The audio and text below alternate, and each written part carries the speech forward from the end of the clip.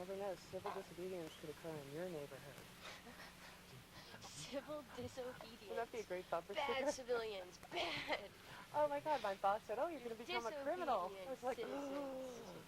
This is not a criminal offense. This does not make me a criminal. I was looking through all the old press clippings to see if I could find any good sound bites. And one of the quotes that I found was a spokesman from the NRC who said, "Our hierarchy told us this dosage was absolutely safe." Yes. Yeah, our hierarchy.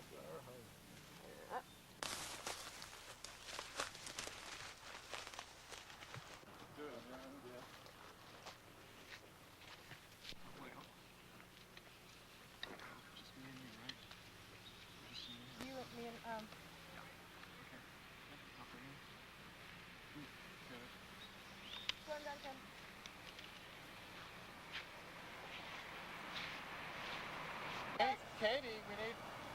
Yeah, we got cops. We got some friends up here. Tom, can you do the traffic, Tom? There's some traffic behind you. Morning. Morning, officer.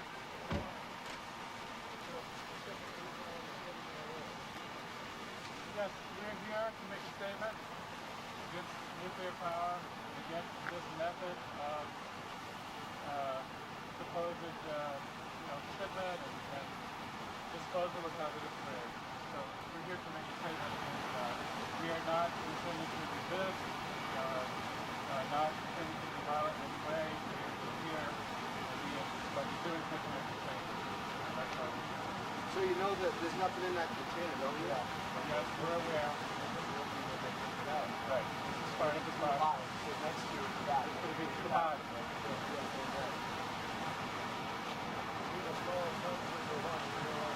I'm sorry?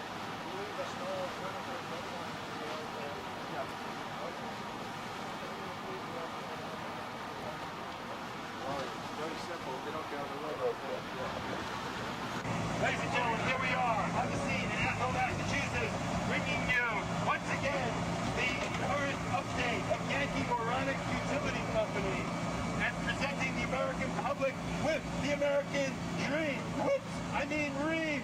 Yes, once electricity too cheap to meter is now too expensive to decommission. Folks, guess who pays? Not the shareholders, not the executives, me and you, folks, the ratepayers. And here we are, the world's largest trash can, brought to you by Yankee Moronic. Once again, a pioneer in the nuclear industry. Garbage, as you have never seen before, ladies and gentlemen. We can't even touch it. And we're giving it to our children. We're presenting it to them for their future. Look at it, ladies and gentlemen. Buried in South Carolina. Yes, 4,000 curies, not micro-curies. I'm not talking about little itsy-bitsy radiation here. I'm talking about 4,000 curies of nuclear waste. Yes, and here it comes. We're looking at it. The world's largest atomic garbage can. Woohoo!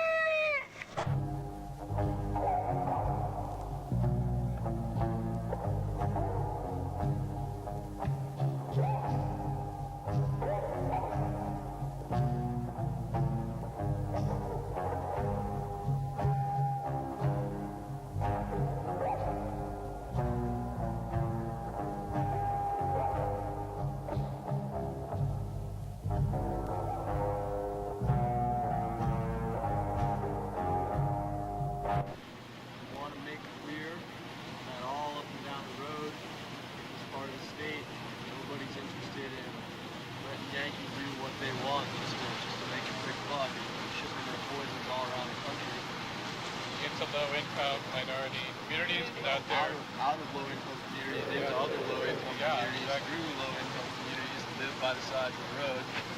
This is Apple. No one getting rich here. No one getting rich in my house either. And basically, what we want to do is take a stand, because the law was broken by the company. The law was broken by Yankee Row starting in 1992 when they started decommissioning, in 1993 when they started pulling stuff out of the plant. And if they're going to be able to break the law for years and years with the consequence that people are hurt and that people get sick, and the first arrests take place just because people are doing something as harmless as sitting down, it's going to underline that what Yankee is doing is wrong. We're here again to acknowledge all those who in Franklin County have given their lives for this reactor, and all of those in Barnwell, South Carolina, that will lose their lives for this waste that is going to leave the reactor. The Massachusetts Department of Health statistics show that there's a 50% increase in 5 different cancers in our community, a 50% increase in overall mortality. We have the second highest breast cancer rate in the state. We have a 10-fold increase in Down syndrome in our community. We have a 110-fold increase in infectious disease leading to mortality. This has been classified as an epidemic of disease by an epidemiologist who believed a full-scale investigation was warranted. And we came to this village where the nuclear power plant was there after that. And it was so hot that people had to surrender to go back with water for the cyclist. I was sitting there because we were on a motorcycle, so I was sitting there. And being a doctor, I felt that means there were some children immediately because they come and see. So it was a small village and there were so many deformed children. And I was taken aback, and tumors, solid tumors also, which I had not seen in an outdoor or something like that. When you go to a medical college, when you're working with villagers and you have been working as doctor, you don't see in such a small village. So I asked them what is the population of the village, and it was only 500. And in a 500 population, there seemed to be a lot of children who were with deformity. So it sort of struck me, and immediately when we reached there, there was this meeting where the authorities were present. I was so disturbed, so I just said that something needs to be done, some survey needs to be done, something needs to be done. At least one has to find out why such a health problem is there. Daniel Shea's statement to the people of Western Massachusetts, July 22nd, 1996. It has come to my attention that the Yankee Atomic Electric Company intends to roll a 300-plus ton truck with concrete cask over the road that bears my name. I am outraged. Setting aside the obvious insult to me, the decommissioning of the Yankee Row reactor has been found illegal in civil court time and time again.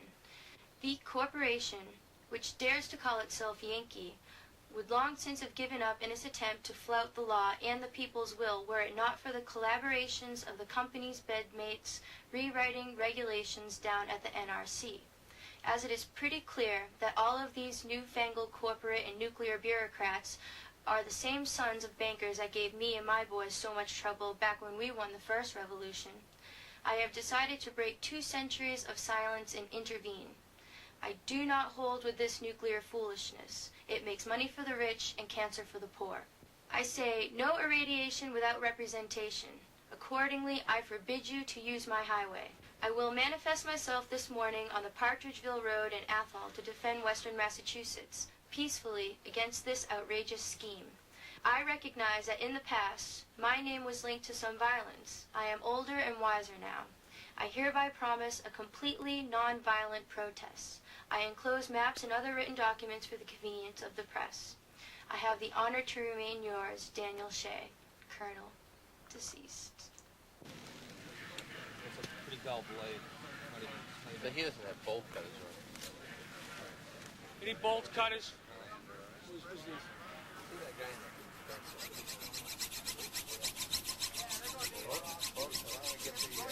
yeah, you got a diagram. You got a diagram. You got to talk up here. Put the airline on there. Sergeant, they're going to grind it. They're going to bring up here. Okay, this metal's too good. Yeah. Yeah, he's got a diagram.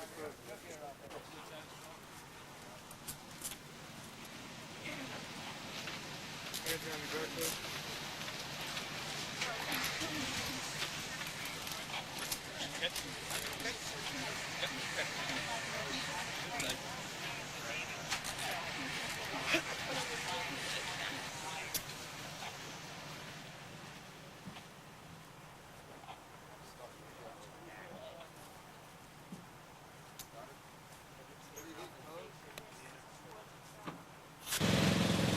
is this thing in the big truck behind us? Well, it's an empty 180-ton cask designed to ship out a reactor vessel down to South Carolina and put in a lead fit. And the reason it's going to do that is because if that reactor vessel stays on the site of the Yankee Nuclear Power Company, it's going to cost the Yankee Nuclear Power Company money. And if it goes down to South Carolina, and anything goes wrong, it gets paid for by the taxpayers. So every nuclear power company has big financial interest in shipping all their waste to someone else's pit. Yep, this establishes the precedent in a sense. So how much radiation is going to be inside that thing? 6,000 curies, which is really quite a lot. It's going to be too near to really stand next to when it's full. We're using workers who don't work for Yankee to load it when it gets there, because if they use workers who work for Yankee, Watch your ride. up their curie count. Tell me your ride.